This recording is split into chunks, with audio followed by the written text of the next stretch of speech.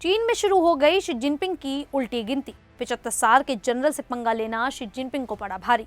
Ceasefire कराते कराते जंग की बात करने लगे ट्रंप। ईरान की तरह हूतियों को नहीं मार पा रहा इजराइल। 14 देशों पर चली अमेरिका की नई टैरिफ स्ट्राइक। नमस्कार, मेरा नाम है शालिनी और आप देख रहे हैं द न्यूज़ 15। स्वागत है आपका हमारे खास प्रोग्राम दुनिया के हालचाल में। चलिए नजर डालते हैं इन बड़ी खबरों पर विस्तार से। चीनी राष्ट्रपति शी जिनपिंग की सत्ता पर खतरा मंडरा रहा है। पिछले 15 दिनों से वे किसी सार्वजनिक कार्यक्रम, ब्रिक्स सम्मेलन या पोलित ब्यूरो की बैठक में नजर नहीं आए।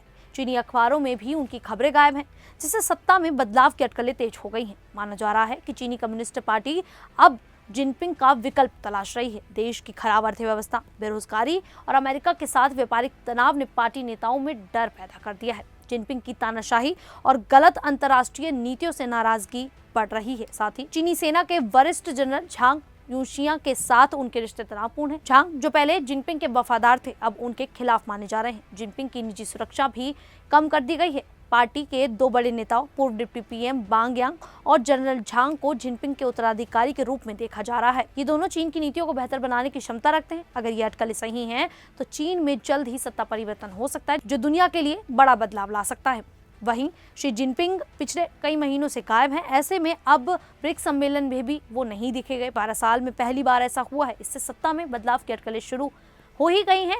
कुछ इसे स्वास्थ्य समस्या बताते हैं, लेकिन कई विशेषज्ञ इसे सियासी उथल पुथल का संकेत मानते हैं। 30 जून को पोलित ब्यूरो की असामान्य बैठक में पार्टी ढांचे में बदलाव की चर्चा हुई। सरकारी एजेंसी सिहुआ इसे सामान्य सुधार कह रही है, लेकिन जानकार इसे सत्ता हस्तांतरण का इशारा मानते हैं। इस बीच जनरल झांग यूशिया का नाम उभर रहा है। वे पीएलए के दूसरे सबसे ताकतवर अधिकारी और सेंट्रल मिलिट्री कमीशन के उपाध्यक्ष हैं। झांग 75 साल के अनुभवी जनरल 1989 के चीन वियतनाम युद्ध में हिस्सा ले चुके हैं। उन्हें पूर्व राष्ट्रपति हु जिनताओ का समर्थन है, जो शी की नीतियों से असहमत रहे हैं। पहले शी के करीबी रहे झांग की पकड़ बाद में कमजोर हुई, लेकिन अब वे फिर से ताकतवर हो रहे हैं। वे शी के सैन्य सुधारों को पलट रहे हैं और पुराने नेताओं को वापस लाने की कोशिश कर रहे हैं। मई में झांग ने सीएमसी के अन्य जनरलों के साथ गुप्त बैठक की। बीजिंग में देर रात सैन्य गश्त ने संकेत दिया कि सेना का नियंत्रण शी के हाथ से निकल रहा है और झांग उसका नेतृत्व कर सकते हैं। वहीं अमेरिकी राष्ट्रपति डोनाल्ड ट्रंप ने सोमवार को कहा कि यूक्रेन को और हथियार भेजे जाएंगे। यह बयान तब आया जब पेंटागन ने कुछ दिन पहले हथियारों की सप्लाई रोक दी थी, क्योंकि अमेरिका का स्टॉक कम हो रहा था।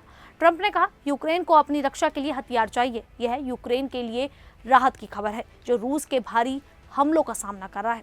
रूस ने यूक्रेन पर ड्रोन और मिसाइलें हमले तेज कर दिए हैं। यूक्रेन के राष्ट्रपति जेलेंस्की ने बताया कि पिछले हफ्ते रूस ने 1270 ड्रोन, 39 मिसाइलें और 1000 ग्लाइड बम दागे। इन हमलों में 11 लोग मारे गए और 80 से ज्यादा लोग घायल हुए, जिनमें 7 बच्चे भी शामिल हैं।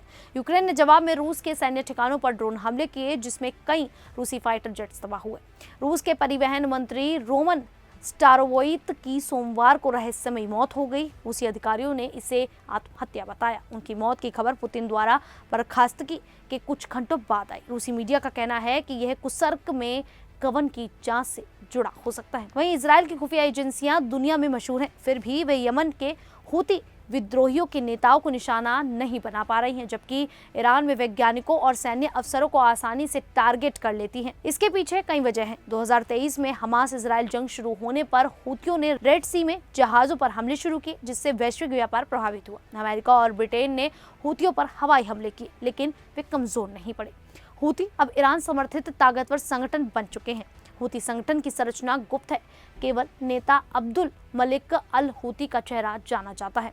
बाकी कमांडर छिपे रहते हैं। वे मोबाइल, सैटेलाइट या ऑनलाइन संपर्क से बातचीत करते हैं, जिससे उनकी लोकेशन ट्रैक करना मुश्किल है।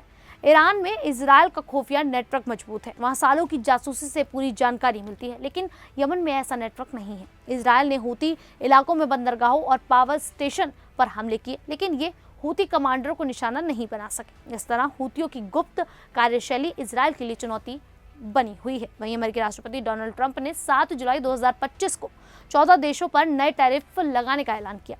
सबसे ज्यादा 40% टैरिफ लाओस और म्यांमार पर लगेगा, जबकि जापान और साउथ कोरिया पर 25% टैरिफ होगा। ये टैरिफ 1 अगस्त 2025 से लागू होंगे। ट्रंप ने अपने सोशल मीडिया प्लेटफॉर्म ट्रुथ पर इसकी जानकारी दी और देशों के नेताओं को पत्र भेजकर चेतावनी दी कि अगर वे जवाबी टैरिफ बढ़ाएंगे तो अमेरिका भी अपने टैरिफ बढ़ा देगा। ट्रंप का कहना है कि ये टैरिफ अमेरिका के व्यापार घाटे को कम करने और अर्थव्यवस्था व राष्ट्रीय सुरक्षा को मजबूत करने के लिए जरूरी है। व्हाइट हाउस की प्रेस सचिव कैरोलिन लेविट ने कहा कि ट्रंप ने जापान और साउथ कोरिया को पहले निशाना बनाया क्योंकि यह उनका विशेष अधिकार है। ट्रंप ने बताया कि अमेरिका ने ब्रिटेन और चीन के साथ व्यापार समझौते किए हैं और भारत के साथ भी समझौता करीब है। बाकी देशों को भी टैरिफ के पत्र भेजे गए हैं। इन कदमों से वैश्विक व्यापार पर असर पड़ सकता है और कई देश जवाबी कार्रवाई की योजना बना रहे हैं। खैर, ट्रंप की इस नीति को लेकर आप लोगों की क्या राय है, आप हमें कमेंट करके जरूर बताइएगा। अभी के लिए इतना ही, फिर हाजिर होंगे ऐसी ही देश और दुनिया से जुड़ी बड़ी खबरों के साथ। तब तक के लिए देखते रहिए द न्यूज़ 15।